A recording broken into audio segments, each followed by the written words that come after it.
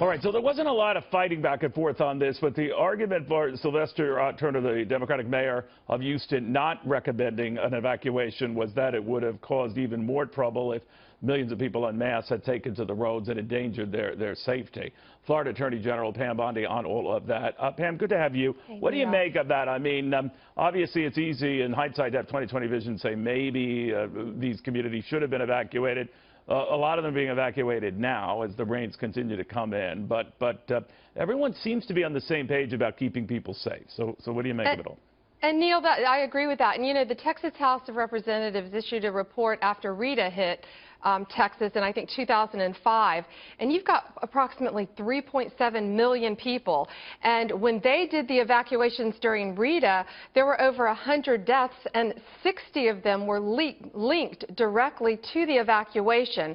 So, you know, as the National Hurricane Center says, if you're in a place that you can be safe, be safe. Of course, the biggest fear would have been having all these folks, all these Texans trapped on the roadways in cars.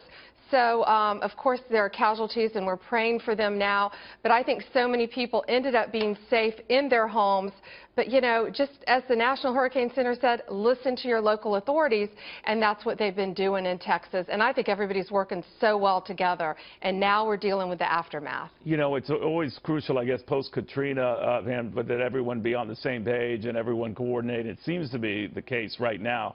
But this is a case of a storm that kind of lingers for a while. It goes back out of the Gulf later today, comes back to Houston, hits it again as rains pile up to the point of maybe in feet, not inches. How do you advise people who are kind of stuck in place, have nowhere to go, what to do? Listen to your local authorities. Just like Governor Abbott, a friend of mine, just said, listen to your local authorities, do what they say. Texans are helping Texans, getting them water, getting them baby formula, getting them the supplies that they need.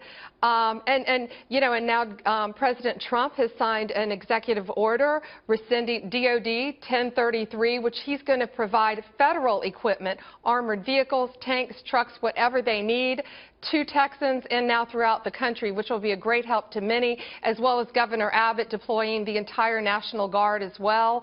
And to all the folks out there who want to give money, we experience this in Florida, please give. I know you just mentioned redcross.org, but if someone calls you and asks you for a solicitation, please research that carefully first. We all want to help, but be proactive instead of taking a call from someone. Never give money over the phone, your information over the phone, unless you're calling. We have all these crowdfunding sites now, such as GoFundMe. They do a good job of vetting people who open these sites, but it's all about helping people. And there's something, Neil, called Charity Navigator, that if you want to donate, you can go on Charity Navigator, and there's some other ones as well that'll help you find the legitimate organizations to really help Texans who are in a time of need now. You're right. It should be genuine and it should be legitimate. Pam Bondi, thank you.